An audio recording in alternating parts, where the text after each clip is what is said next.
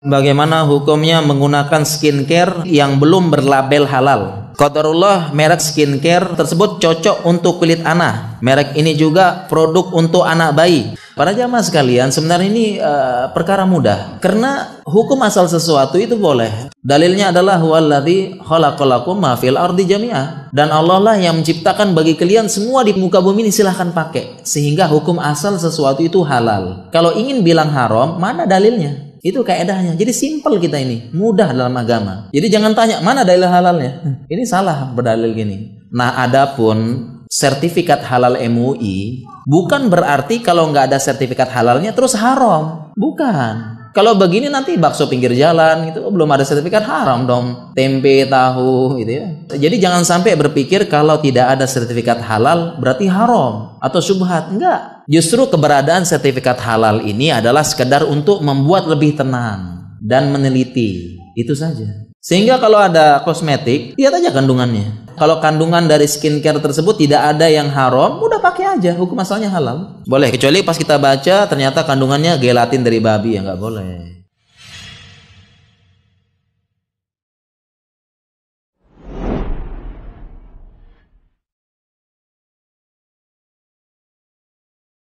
Manhaj artinya metodologi, cara memahami.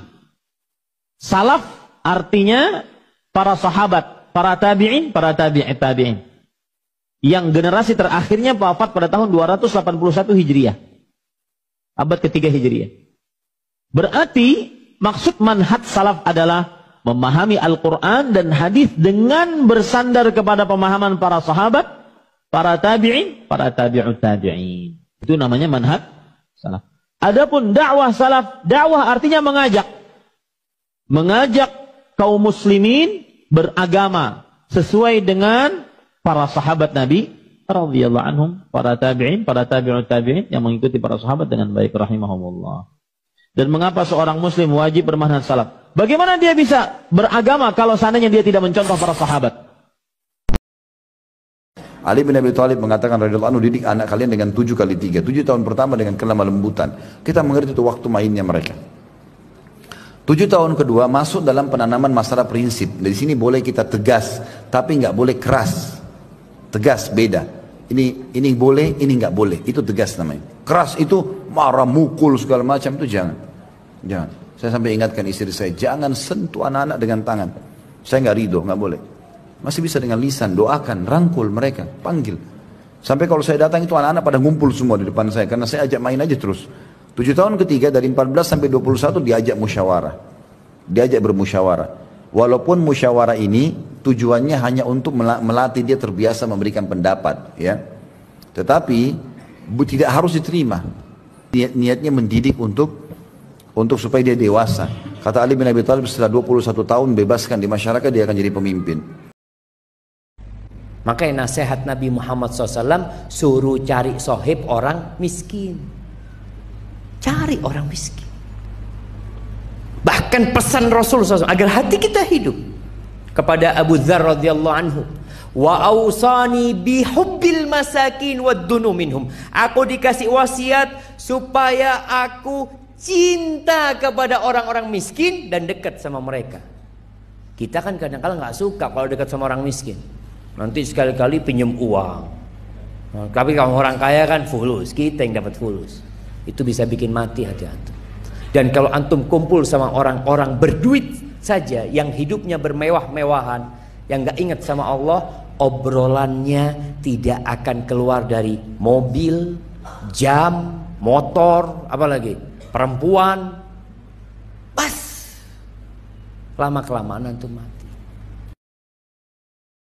Pengajian yang benar tidak mengajarkan fanatik kepada pribadi tertentu, kelompok tertentu, karena kita mengarahkan umat kepada Allah dan Rasulnya, bukan kepada diri kita. Contoh misalnya, jika saya mengajar antum selama 2 tahun, setelah 2 tahun antum fanatik berat dengan saya, maka saya gagal jadi ustadz. Gagal, bukan berhasil, gagal. Kenapa? Karena ustadz yang baik atau pengajian yang baik harus mengarahkan umat kepada Rasulullah dan kepada Allah dan Rasulnya sallallahu alaihi wasallam, bukan kepada dirinya. Makanya Ibnu Muflih pernah mengatakan, la yanbaghi li'alim an yahmilan nas ala madhhabihi. Enggak pantas seorang ulama menggiring manusia kepada pendapat pribadinya. Karena yang harus kita lakukan adalah arahkan umat kepada Allah dan Rasulnya, bukan kepada kita. Maka tidak ada fanatisme.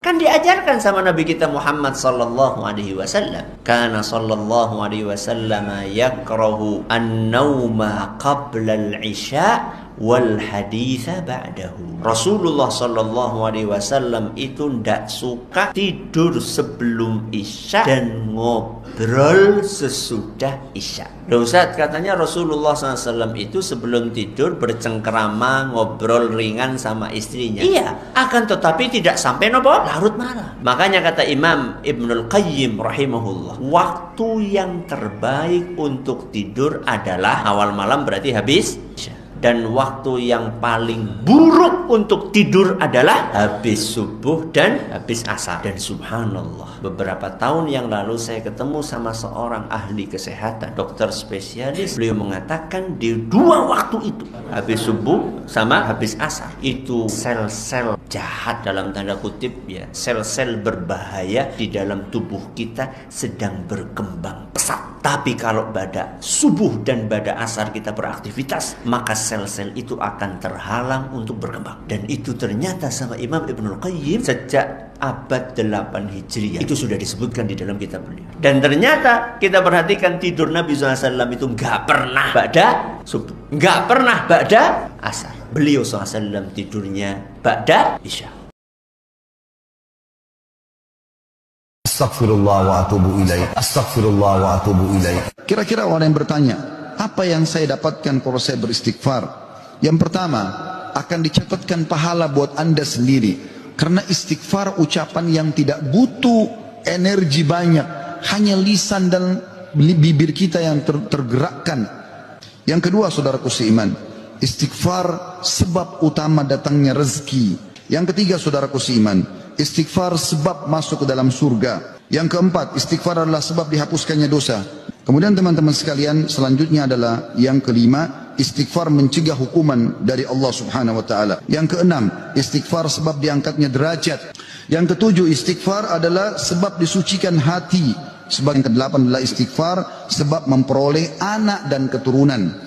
Kesembilan dan terakhir adalah istighfar sebab menikmati kesehatan dan kekuatan. Kata Rasulullah, siapa yang menjenguk orang sakit di pagi hari, salat alaihi sab'una alfa malak hatta yumsi, dia akan didoakan oleh 70.000 malaikat sampai sore hari. Dan siapa yang menjenguk orang sakit di sore hari, didoakan 70.000 malaikat sampai pagi hari. Bayangkan, Masya Allah. Wa kana fi khirfatin min khirafil jannah, dan selama ia menjenguk orang sakit itu, ia berada di taman-taman buahnya surga. Allahu Akbar. Makanya para sahabat, Pak, saking semangatnya menjenguk orang sakit, sampai sakitnya ringan saja dijenguk, Pak. Karena ingin mendapatkan keutamaan ini, Pak. Tapi tentunya, Pak, menjenguk orang sakit pun harus punya adab. Jangan sampai gara-gara kita, ini orang sakit malah tambah parah sakitnya, Pak. Kita jenguk, ngajakin ngobrol sampai 2 jam, ya Allah ya Rabbi. Bentar sini orang sakit, ya butuh istirahat. Apapun yang dilakukan hubungkan dengan masalah akhirat. Makan, minum, semua itu dikonsumsi karena memang kita memberikan hak tubuh kita sehingga bisa menerima pahala di sisi Allah Subhanahu wa taala. Bukan hanya sekedar menghilangkan lapar dan haus, maka akan jadi mubah kalau itu niatnya. Tapi kalau kita niatkan karena memberikan hak jasad yang Allah sedang amanahkan, dan rasa lapar, rasa haus ini Allah yang munculkan supaya kita memberikan hak tubuh kita, dan kita gunakan agar tubuh kita lebih kuat dalam beribadah kepada Allah Subhanahu wa taala, di situ akan nilai pahala. Ya, itu juga dengan tidur awalnya mubah, bisa menjadi sunnah, bisa menjadi ibadah. Kalau Anda niatkan memberikan hak tubuh, Anda mengantuk, Anda letih, berarti tubuh kita sedang butuh istirahat. Anda tangkap sinyal itu, kemudian Anda beristirahat. Dan niat istirahat ini untuk menguatkan tubuh agar bisa lebih kuat beribadah kepada Allah Subhanahu wa taala.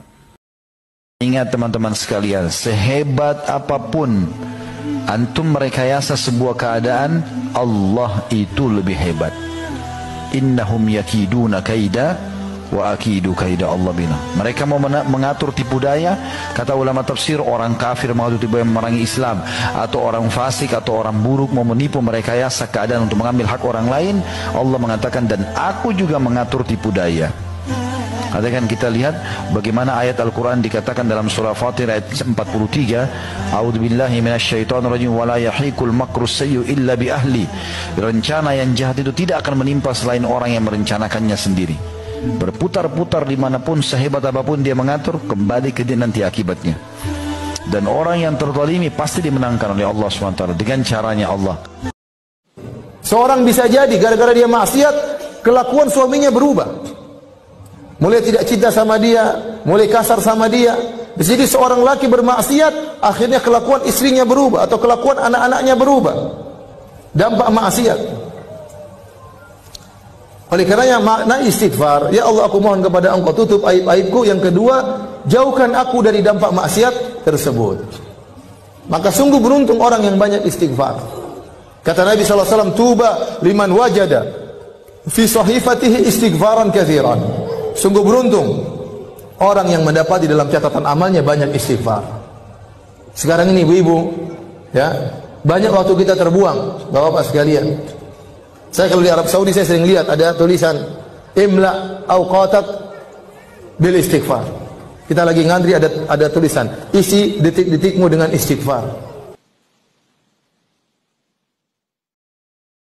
Makanya Rasulullah SAW melarang kita untuk sholat setelah asar. Kenapa? Terutama tatkala matahari mau tenggelam. Kenapa? Karena orang-orang penyembah matahari setelah asar mereka ada zikir menjelang tenggelam matahari. Zikir petang mereka ada, ya, menunggu matahari tenggelam. Begitu matahari tenggelam, mereka sujud kepada matahari tersebut. Maka Nabi melarang kita untuk sholat setelah asar. Kenapa? Karena ada tasyabuh, kesamaan ada di sisi waktu. Sama halnya tatkala setelah salat subuh, kata Nabi, la salata ba'dal fajri hatta tatlu asy-syamsu. Tidak ada salat setelah salat subuh sampai matahari naik. Hatta tatlu matahari naik. Kenapa? Karena di antaranya orang-orang penyembah matahari setelah subuh mereka ada zikir pagi, ya. Mereka muji-muji Tuhan, mereka persiapan. Begitu matahari mulai naik, mulai menyingsing, maka mereka kemudian sujud. Maka waktu yang paling tidak boleh salat terutama tatkala matahari akan tenggelam. Karena situlah mereka sedang sujud kepada matahari. Kami baru ngaji, tapi kami menemukan saudari kami yang bercadar tidak buka cadarnya di majelis yang khusus muslimah, sehingga kami nggak kenal dia. Jangan-jangan laki lagi tuh. Nggak mau dibuka cadarnya, jangan laki itu masuk, nyusup dia. Jadi perhatikan tuh ibu-ibu, kalau udah pengajian muslimah khusus di bawah itu, buka cadarnya. Buka cadarnya, itu sunnah, cadar itu sunnah hukumnya. Dan harus ramah dengan semua kaum muslimat, harus ramah. Jangan berkelompok. Jangan berkelompok. Jangan mentang yang lama itu teman kita dekat sama dia ngobrol, yang lain nggak diajak ngobrol. Nggak boleh seperti itu. Akhirnya nanti ya pengajian khusus yang itu aja, yang lain nggak mau datang lagi.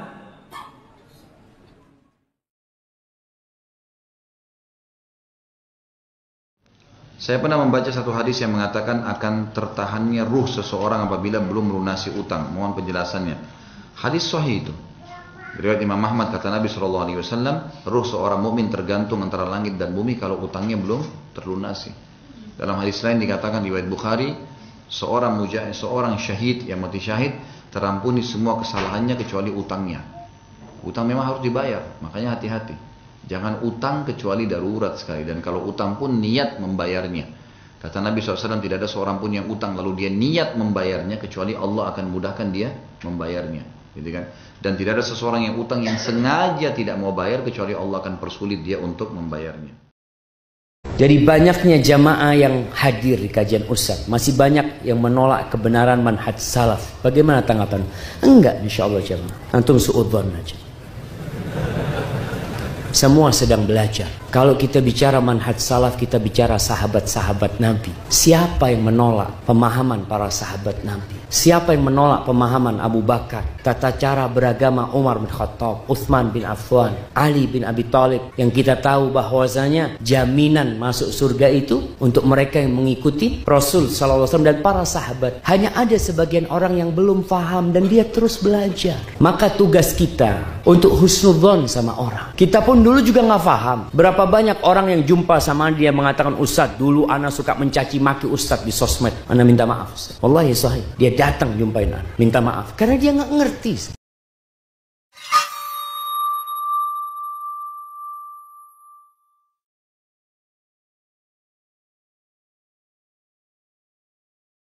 Kali ini pelajaran dari taubat. Dalam surat At-Tahrim ayat ke-8 Allah berfirman, "Ya ayyuhallazina amanu tubu ilallahi taubatan nasuha." Wahai orang yang beriman, bertobatlah kepada Allah dengan taubat yang nasuha, taubat yang sesungguhnya. Tahu apa itu taubat nasuha? Taubat yang sesungguhnya, yang tulus, yang benar-benar jujur. Kata Imam Ibnu Katsir ketika memenuhi 4 syarat. Yang pertama, menyesal. Menyesali yang telah lalu. Yang kedua, kembali taat. Yaitu saat ini kembali taat kepada Allah Subhanahu wa taala. Berarti yang ibadah yang ditinggalkan kembali dilakukan, kalau dosa berarti stop, berhenti. Lalu yang ketiga, bertekad tidak akan mengulanginya lagi di masa akan datang. Lalu yang keempat, kalau ini kaitannya dengan hak-hak sama manusia atau masalah-masalah sama manusia, maka mesti diselesaikan. Maka pemirsa sekalian, orang yang bertobat mesti memenuhi 4 hal ini, baru diterima tobatnya di sisi Allah Subhanahu wa taala. Jika dia tidak menyesal, masih bangga dengan dosanya tadi, maka tidak diterima tobatnya, tidak dikatakan tobat nasuha.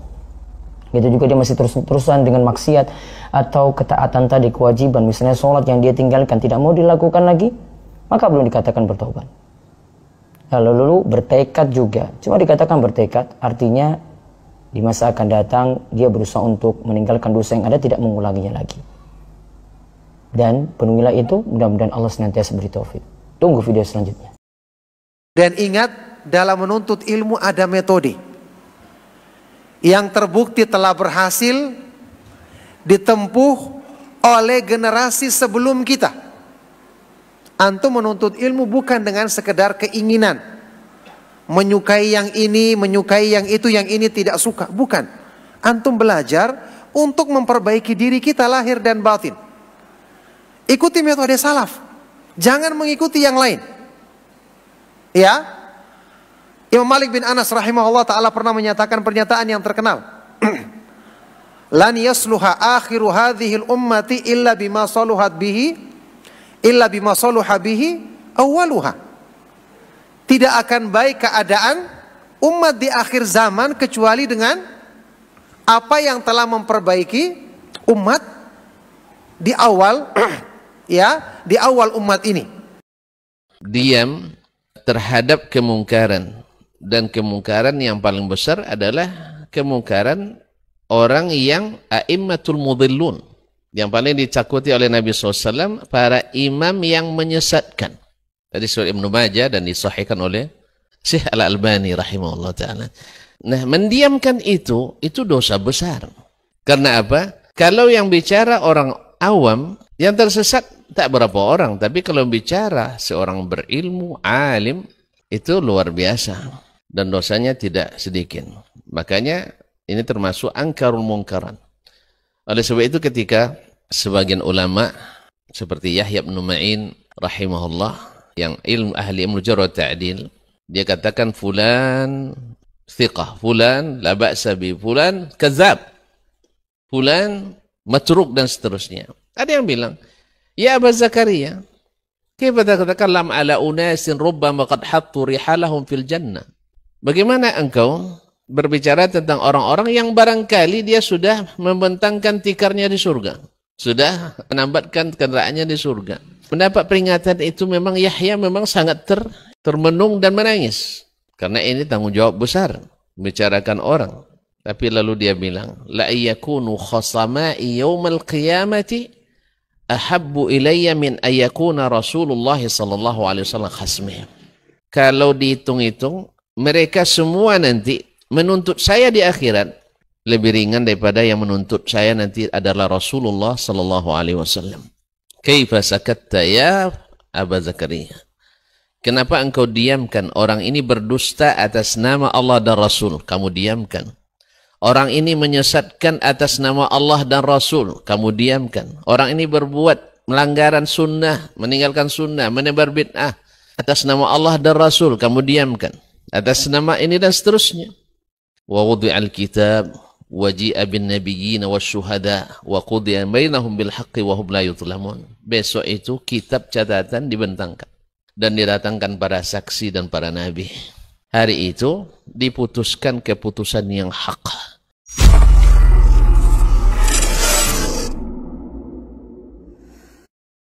Afwan Ustadz, keluar dari tema, saya mau tanya, apabila seorang anak terlahir di luar nikah,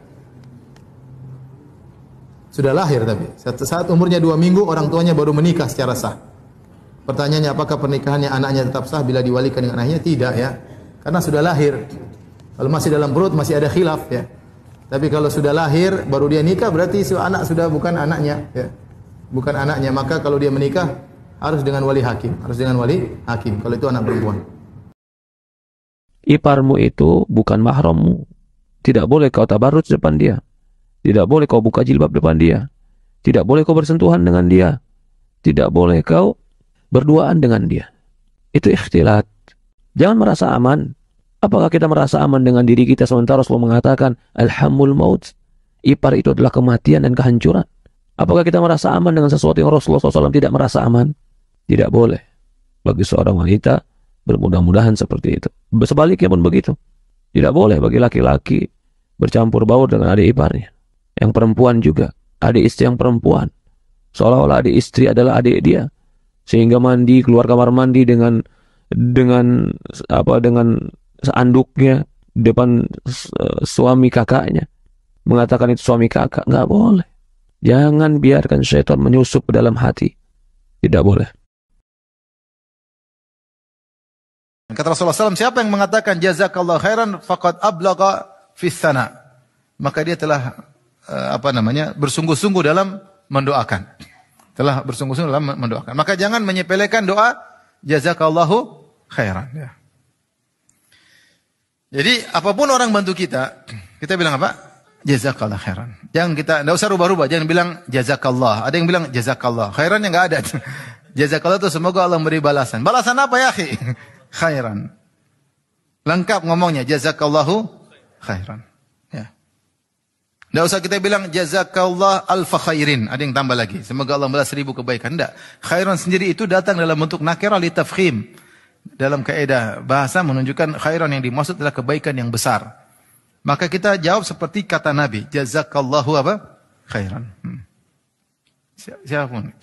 Dan tidak usah pelit-pelit doa. Tidak usah pelit-pelit apa? Doa. Saya bilang kalau ada orang bawahan kita berdoa, kita bilang jazakallah khairan. Jangan kita, memang kewajibanmu ini. Bilang aja apa jazakallah. Ya akhirnya jazakallah enggak keluar duit. Bilang apa jazakallahu khairan. Nanti dapat pahala mendoakan orang. Dan dia lebih termotivasi untuk berbuat baik. Karena kita menghargai apa yang dia lakukan. Kita bilang jazakallahu khairan ya.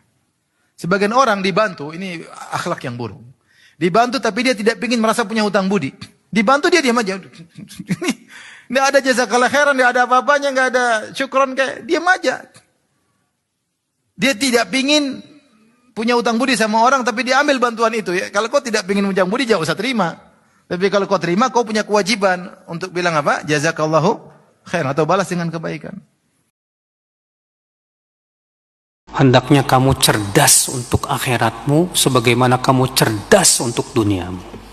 Artinya kalau kita cari duit saja harus cerdas, Pak. Masa cari surga kita nggak cerdas? Kita harus lebih cerdas dari setan, Pak. Kita harus paham ini hal-hal yang bisa menyeret saya kepada apa? Maksiat ini. Hati-hati ini.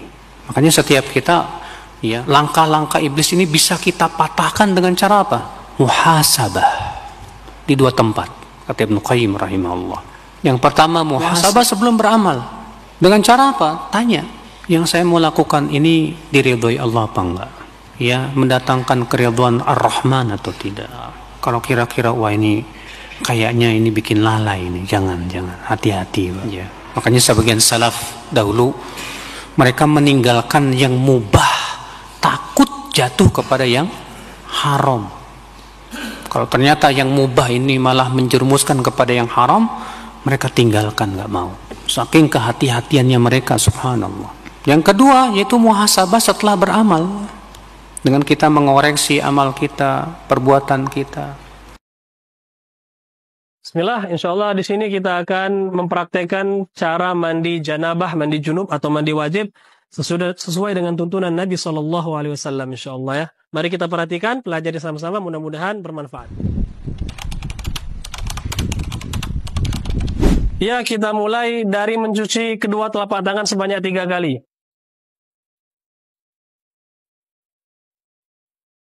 Selanjutnya adalah mencuci kemaluan. Selanjutnya adalah kita wudhu seperti wudhu akan sholat. Akan tetapi nanti ketika kaki kita akhirkan setelah mandi kita selesai. Berwudhu seperti akan sholat. Setelah itu kita cuci kepala kita sebanyak 3 kali.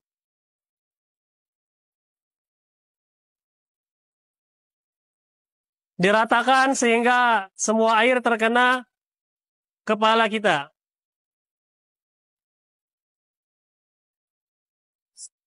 Setelah kepala, maka kita cuci anggota badan, dimulai dari yang sebelah kanan, merata sampai ke bawah, seluruhnya. Jangan sampai ada anggota tubuh kita yang tidak terkena air. Apabila sudah rata yang sebelah kanan, maka yang sebelah kiri.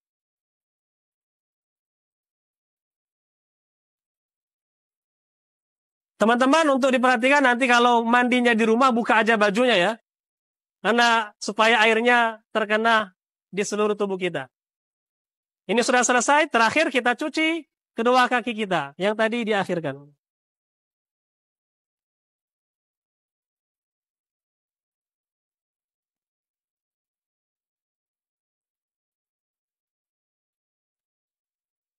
Ya, barakallahu fikum, inilah cara mandi wajib atau mandi junub yang insya Allah sesuai tuntunan Nabi SAW.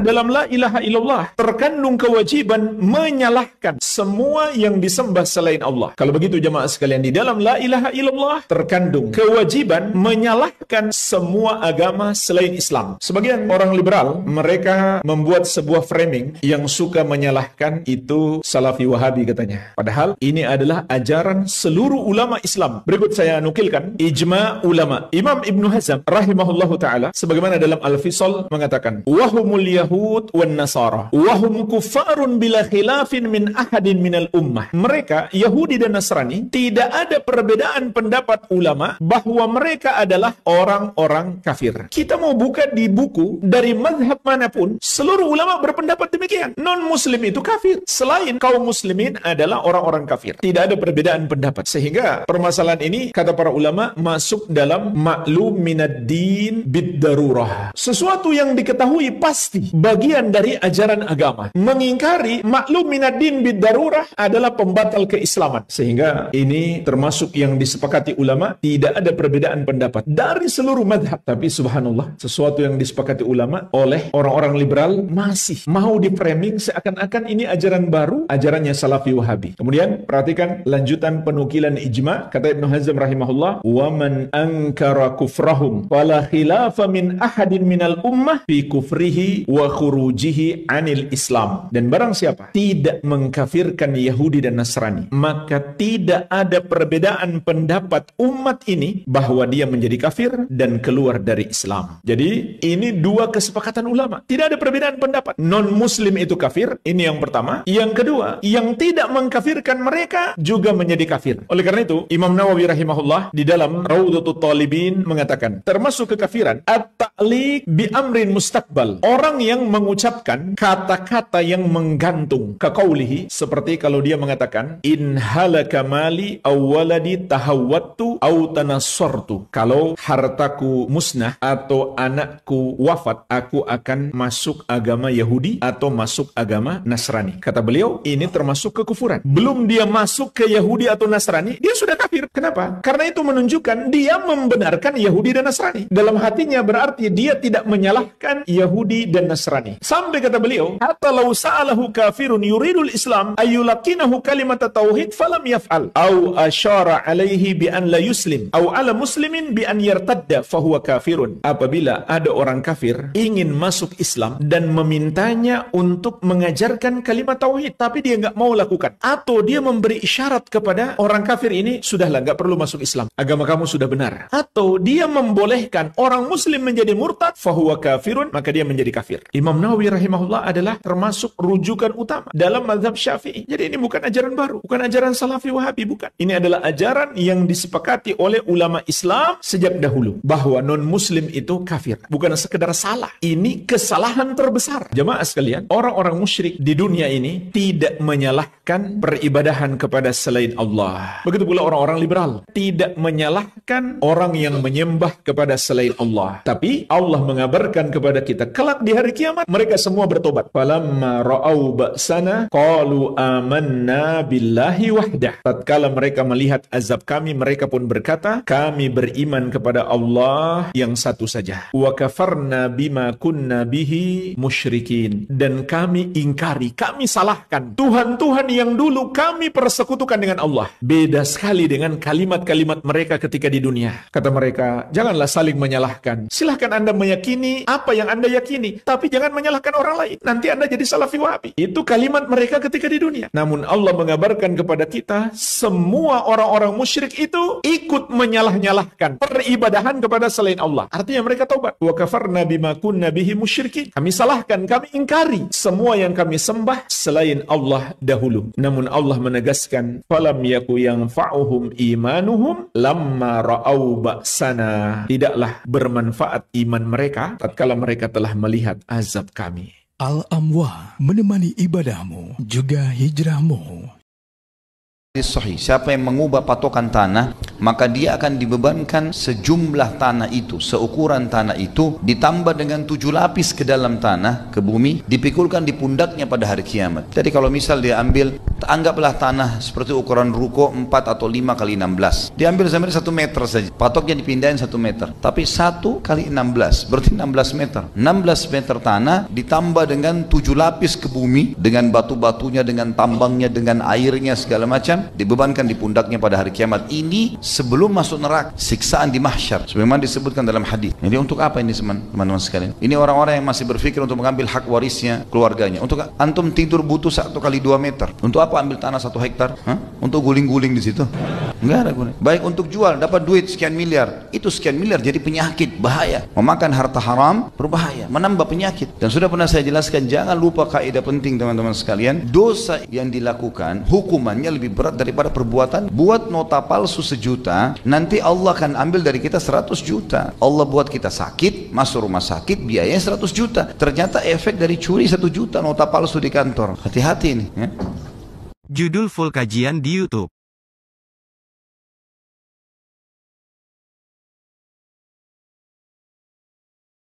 Kalau nggak salah pada pengajian yang lalu kita telah sampaikan, nanti di akhir zaman orang itu bingung untuk bersedekah. Kenapa bingung? Karena nggak ada orang miskin. Jadi ada orang mau infak di akhir zaman nanti. Jadi di akhir zaman sebelum hari kiamat, Allah Subhanahu wa taala akan membuka harta ini seluas-luasnya.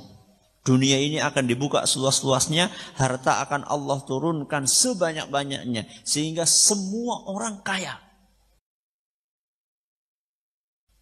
Pengen ketemu zaman gue pura. Sehingga ketika ada orang pengen infak, karena saking kayanya kan dia pengen infak, ternyata sampingnya kaya, sampai dia bingung, gak ada orang mau nerima infak. Mohon doa buka puasa yang sahih. Baca bismillah. Mau makan baca bismillah. Jadi memang hadis-hadis berkaitan dengan doa ketika berbuka. Allahumma laka sumtu wa bika amantu wa ala rizkika aftartu. Hadis itu dhaif. Kemudian Ada hadis yang disahihkan oleh sebagian ulama, "Dhahaba dhama wabtallatil uruq wa thabatal ajru insyaallah." Yang penting ketika antum mau makan, antum baca bismillah. Sebelum berbuka baca doa. Apa saja doanya terserah, itu waktu mustajab.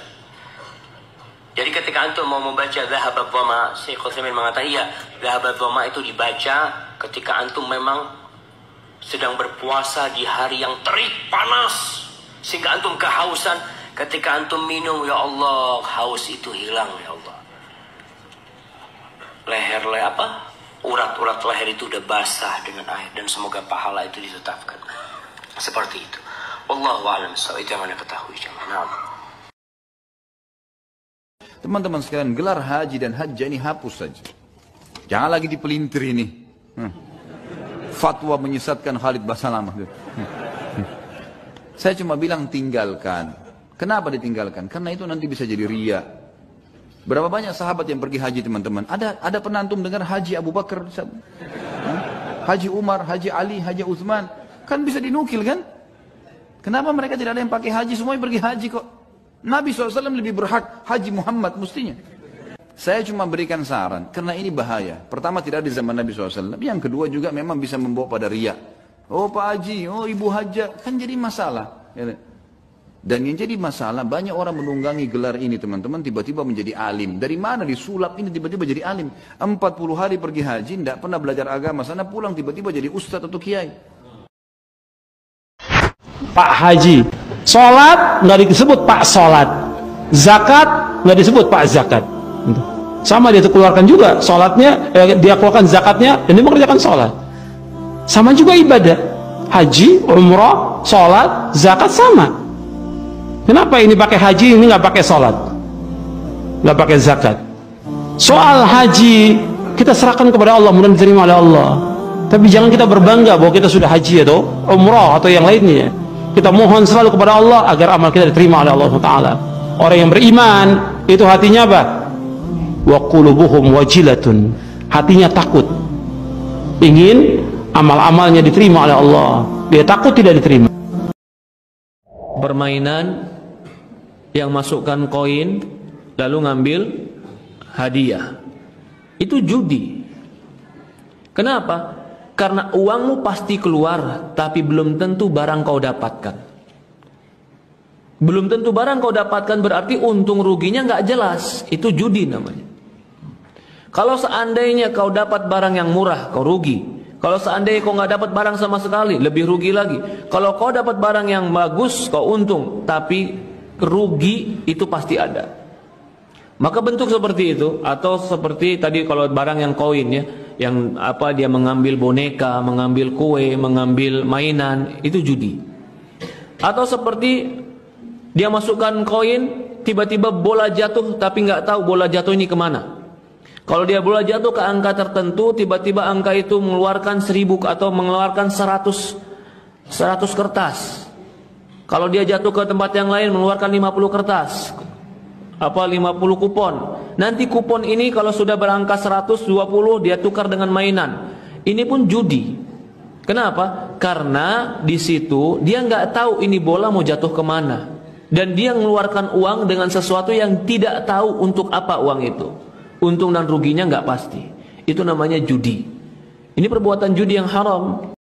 Ada orang-orang yang hampir setiap harinya berjam-jam urusannya sama HP-nya doang. Waktunya terbuang, nggak dunia, nggak juga akhirat. Hanya ngeliatin HP. Buka Facebook, lihat video A, video B, debat A, debat B, fitnah A, fitnah B.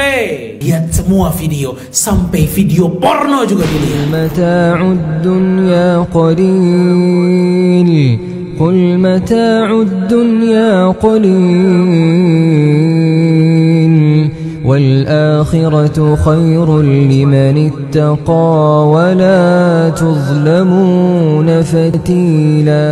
Ada orang-orang yang telah juga diberikan nikmat waktu oleh Allah, namun dia pakai waktu itu berjam-jam untuk main game, berjam-jam megang HP, depan komputer, depan laptop, game online, terus berjam-jam. Anak-anak yang selalu ngabisin waktunya main game, Allah juga akan tanya di mana waktunya dia habiskan.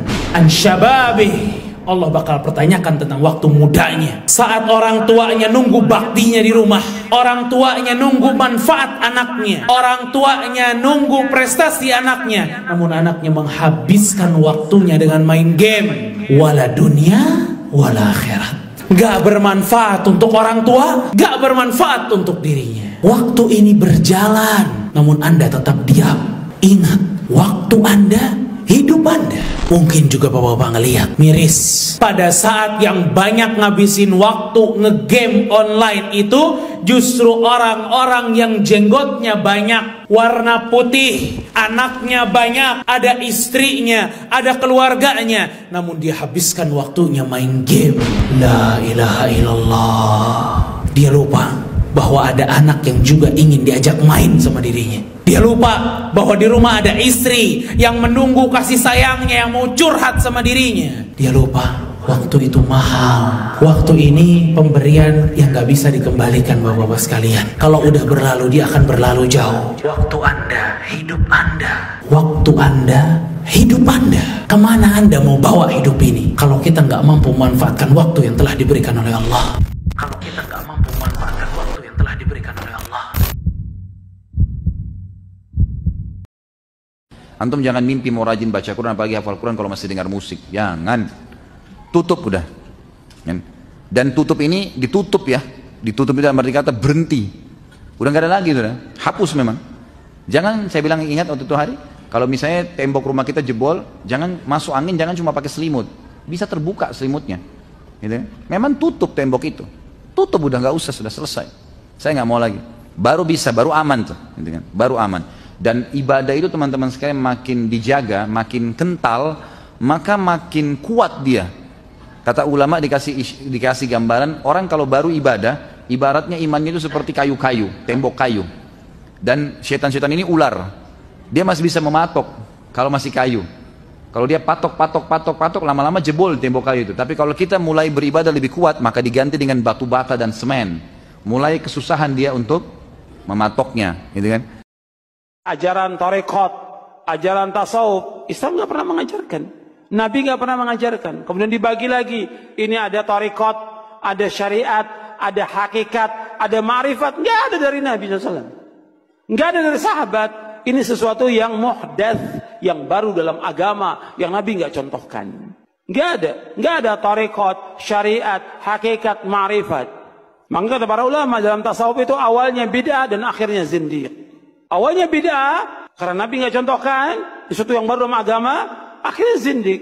Karena ketika dia sudah membagi menjadi 4 golongan itu, 4 tingkatan, nanti kalau sudah sampai kepada hakikat ma'rifat, kata mereka sudah nggak ada beban syariat lagi, sudah nggak wajib sholat, nggak wajib puasa.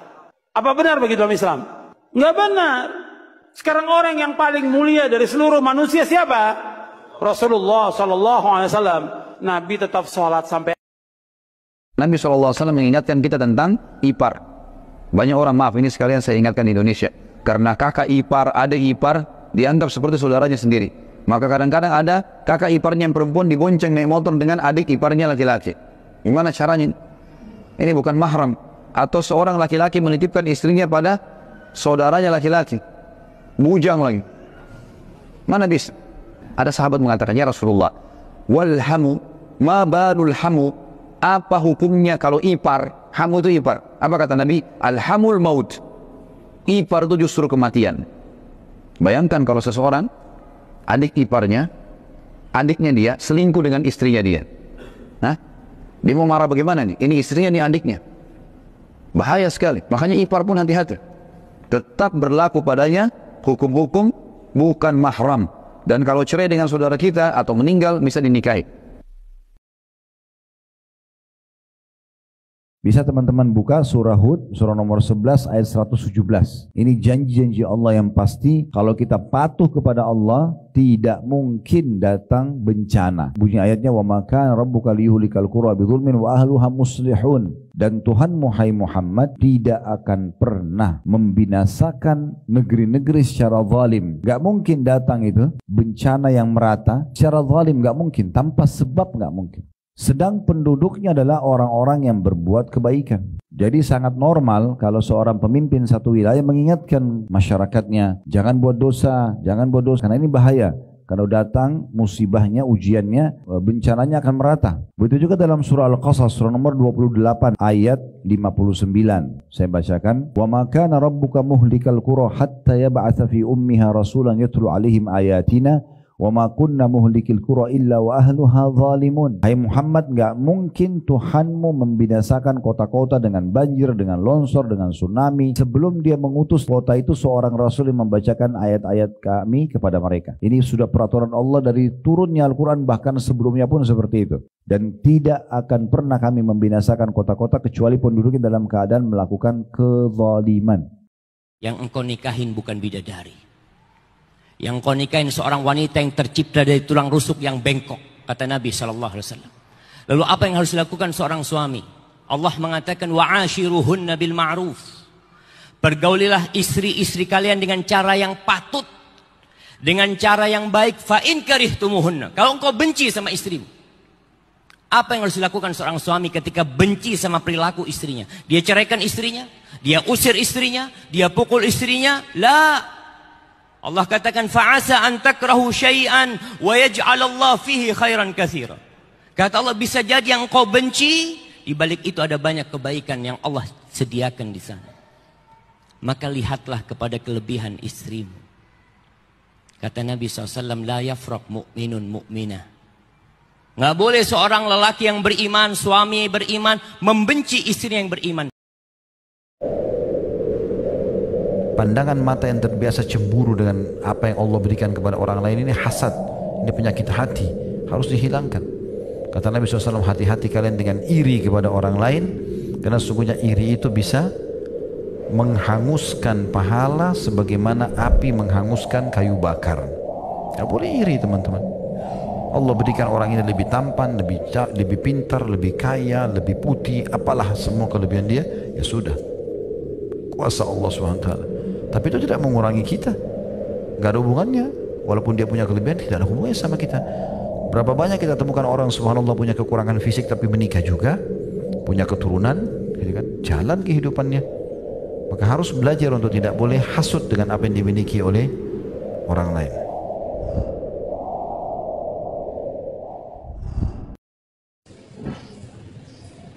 Kenapa seorang muslim diwajibkan untuk bermanhaj salaf? Jawabannya karena Allah yang mewajibkannya. Karena Allah yang mewajibkannya. Allah Subhanahu wa taala memerintah dan di dalamnya ada ancaman. Wa may yushaqiqir rasula min ba'di ma tabayyana lahul huda wa yattabi' ghayra sabilil mu'minin nuwallihi ma tawalla wa nuslihi jahannam wa sa'at masira. Barang siapa yang durhaka kepada Rasul setelah tampak jelas baginya petunjuk dan dia tidak mengikuti jalan kaum mukminin. Nah, ini jalannya para salaf ini, kaum mukminin, para sahabat dan siapa yang mengikuti mereka. Jadi dua yang diancam, orang yang durhaka kepada Rasul dan tidak mengikuti jalannya para sahabat, para salaf. Apa ancamannya? Nuwallihi ma tawalla, kami biarkan dia larut dalam kesesatannya. Wa nuslihi jahannam, dan kami akan masukkan ke dalam neraka jahannam. Wa sa'at masira, dan itu adalah sejelek-jelek tempat kembali. Karena itu kata Ibnu Qudamah, faqad thabata wujub ittiba'i salaf bil kitab was sunnati wal ijma'. Telah syah dalil wajibnya mengikuti jalan as-salaf berdasarkan Al-Quran, hadits Nabi sallallahu alaihi wasallam, dan kesepakatan para ulama. Ini hal disepakati oleh ulama, tidak ada silang pendapat. Jadi kalau ada yang mengatakan oh itu tidak benar, silang pendapat para ulama mengikuti jalan as-salaf, itu keliru. Ya, dia tidak tahu bahwa ulama sepakat. Jelas ya? Dan yang paling aneh lagi di masa sekarang, ada yang heran dengan penamaan salafi. Nah, ini penamaan dari mana ini? Kalau baru kita dengar, ya. Kenapa casing baru? Ya, baju baru. Nah, ini dianggap baru dia dengar karena dia baru lahir. Ya, baru lahir. Andai kata dia belajar, maka dia akan tahu bahwa ini penamaan sudah ada dari masa dahulu. Jelas ya? Baik.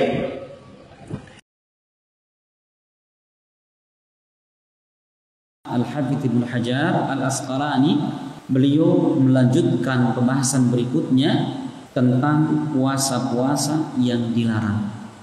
Yang pertama tentang masalah puasa sunnah seorang wanita sedangkan suaminya ada di rumah tanpa seizinnya. Ya, kita baca. Dan dari Abu Hurairah yang semoga Allah meridainya bahwa Rasulullah sallallahu alaihi wasallam beliau bersabda, la yahillu lil mar'ati an tasuma wa zawjuha syahidun illa biidni. Kata Rasulullah, tidak halal bagi seorang wanita, seorang istri, untuk dia berpuasa sunnah sedangkan suaminya lagi di rumah, melainkan dengan seizin suaminya. Perhatikan ya. Jadi kalau seorang wanita, seorang istri, dia berpuasa sunnah sedangkan suaminya di rumah tanpa seizinnya, maka puasa semacam ini dilarang di dalam Islam. Dan Abu Dawud ada tambahan dalam riwayatnya, ghaira Ramadan, selain puasa Ramadan.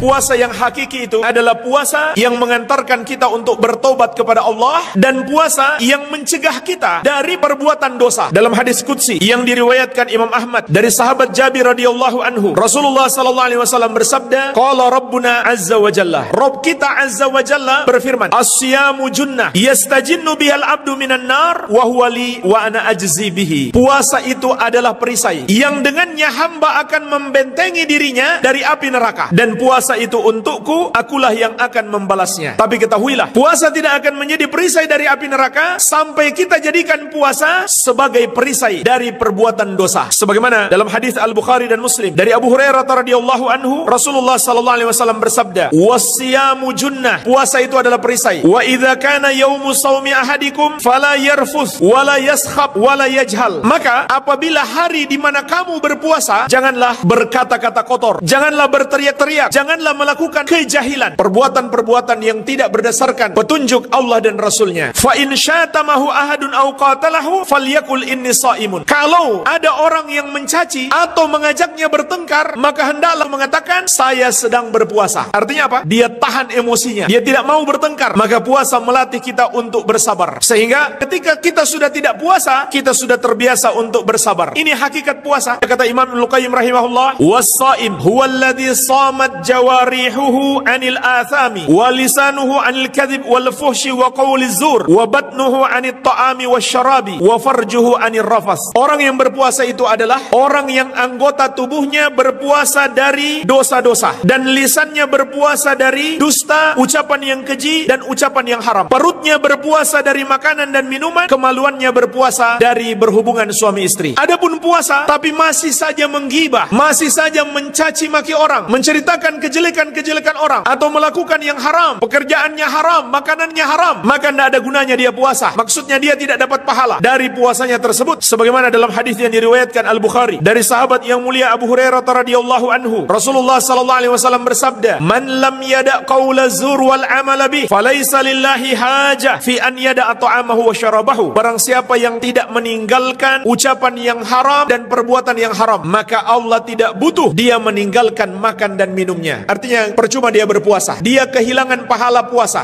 Al-Amwah, menemani ibadahmu juga hijrahmu.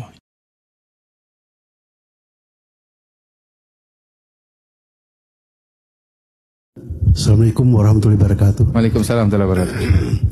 Mengenai wali, Ustaz. Jadi kalau status anak angkat itu walinya bagaimana? Anak angkat ya harus dicari bapaknya. Ini dari bayi udah nggak tahu Ustaz anunya. Bapaknya sudah nggak tahu, kalau dan nggak ini tahu diambil bapaknya di rumah sakit. Ke wali hakim. Jadi pemerintah yang apa? Yang menikahkan. Sampaikan aja bahwasanya ini anak angkat. Jadi serahkan kepada KUA atau penghulu yang menikahkan. Enggak ada masalah, karena wali hakim adalah wali bagi orang yang tidak punya wali. Perbanyak kalian punya teman-teman yang soleh, Kenapa? Fa inna lahum 'indallahi syafa'ah. Mereka itu bisa punya syafaat nanti hari kiamat. Mungkin teman kita masuk surga lebih dulu, dia cari mana fulan yang kemarin haji sama aku ya Allah. Dia sekamar sama aku ya Allah. Dia makan bareng sama aku ya Allah. Aku kok nggak kelihatan sama dia. Bisa dikasih syafaat ya. Makanya penghuni neraka itu ketika ada satu orang yang keluar dari neraka ya. Karena orang beriman itu gak akan kekal di neraka. Semoga kita masuk surga tanpa hisab, tanpa adab. Tahu-tahu ada orang yang keluar dari neraka. Ditanya, siapa yang ngasih syafaat sama fulan? Dapat syafaat dari malaikat? Bukan. Ini ngobrol mereka penghuni neraka. Dapat syafaat dari para nabi? Bukan. Dapat syafaat dari ustadznya? Bukan. Dari siapa? Dari sohibnya. Dari kawannya ya. Maka ketika itu penghuni neraka mengatakan, fama lana min syafi'in wala sadiqin hamid. Kita ini nggak punya yang ngasih syafaat sama kita, nggak punya kawan dekat juga, kawan dekat yang bisa memberikan syafaat. Kawan dekat dalam urusan bisnis, usaha, kita banyak kawan.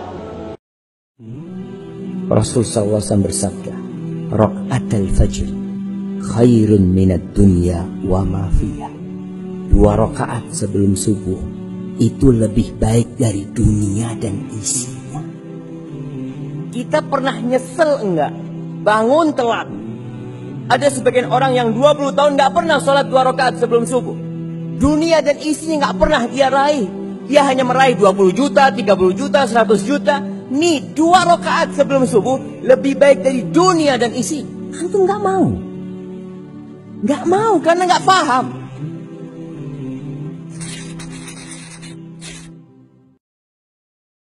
Kalau ada teman kita yang sukses terus mengatakan, tapi hidup gue happy kok, dia perlu tinjau lagi kejujurannya. Karena Allah berfirman dalam surat Taha ayat 124, "Waman a'rada an dzikri fa inna lahu ma'isyatan dhanka." Dan barang siapa yang berpaling dari peringatanku, berpaling dari ilmuku, Taha 124, berpaling dari ilmu, peringatan, Al-Quran, maka dia akan menjalani kehidupan dengan penuh kesengsaraan. Kalau ada orang yang jauh dari ilmu, jauh dari Al-Quran mengatakan hidup gua happy, sedangkan Allah dalam surat Taha 124 mengatakan dia akan hidup sengsara, maka ada 2 informasi yang kontradiksi di hadapan kita. Berarti ada satu pihak yang berbohong. Wa subhanallahi amma yaqulun. Maha suci Allah dari apa yang mereka katakan. Nggak mungkin Allah berbohong, hadirin. Gimana sikap seorang anak ketika menghadapi orang tua yang masih ikut-ikutan ziarah ke makam-makam para wali untuk minta sesuatu? Ini perbuatan syirik, syirkun akbar. Dakwakan, jelaskan tentang apa? Tentang tauhid kepada dia, bahwa yang wajib kita sembah, kita ibadahi hanya Allah SWT. Para wali dan semuanya, hatta Nabi Muhammad SAW, semuanya sebagai manusia tidak boleh kita sembah. Nggak boleh kita berdoa kepada mereka. Kita wajib berdoa hanya kepada Allah. Kita wajib meminta hanya kepada Allah. Yang dapat menghilangkan bahaya hanya Allah. Yang dapat menyembuhkan penyakit hanya Allah. Yang dapat menghilangkan semua bencana hanya Allah SWT. Yang dapat memberikan rezeki hanya Allah. Itu yakini orang tua kita dengan demikian. Apabila kita membaca rangkaian zikir pagi dan petang tidak dalam satu waktu, misalnya ketika saya sampai membaca Sayyidul Istighfar, kemudian tiba-tiba saya harus pergi ke kampus, bolehkah langsung melanjutkan ketika bagian zikir yang lainnya? Artinya dia mau melanjutkan saja, boleh. Zikir pagi petang nggak mesti langsung baca satu waktu. Ini sekarang kita baru baca separuh, nanti 1 jam lagi kemudian baru baca separuhnya lagi. Nyicil seperti itu dibolehkan. Sunnahnya makan kambing. Bagi bapak ibu yang tidak suka makan kambing harus belajar makan kambing. Karena ini bagian dari syariat kita. Ada 3 dalil berhubungan dengan masalah perintah makan kambing. Yang pertama hadis Bukhari, kalau Nabi SAW sangat gemar makan paha kambing. Berarti kalau kita makan karena Nabi suka, itu pahala. Ya kita niatkan begitu. Yang kedua ada Idul Adha. Idul Adha itu boleh unta, boleh ya sapi, tapi tetap lebih afdal domba dan kambing. Kenapa? Karena waktu Nabi Ismail tidak jadi disembeli, diganti oleh apa? Domba. Nggak diganti dengan unta, tidak diganti dengan yang lain, tapi diganti dengan itu, karena itu afdaliyanya. Dan Nabi SAW sendiri sembelih juga dengan domba di Idul Adha. Beliau sembelih sampai 65 ekor atas nama beliau alaihissalam. Yang ketiga yang tidak bisa terbantahkan sama sekali akikah ini. Dan tidak bisa diganti dengan hewan lain. Jadi kalau ada orang mengatakan kambing itu adalah makanannya orang Arab, keliru. Makanannya orang Islam, iya. Karena kalau lahir anaknya orang bule, anaknya orang Arab, anaknya orang Melayu, anaknya orang hitam dari Afrika, Muslim, laki-laki 2 ekor kambing, perempuan 1 ekor kambing, dan sunnah makan sebagian dagingnya. Itu harusnya direnungkan kalau sudah masuk usia 40. Kita apa sih yang kita cari di dunia ini? Apa hakikat kehidupan? Untuk apa?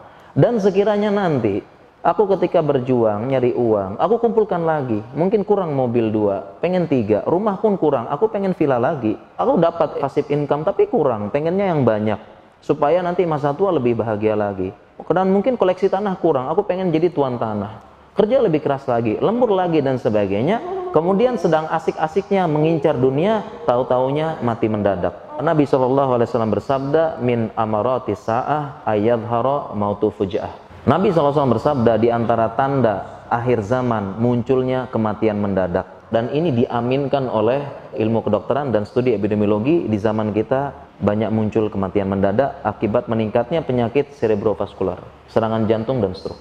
Gimana kalau aku asik-asik nyari dunia, sekedar tambahan dan koleksi, kemudian mati mendadak?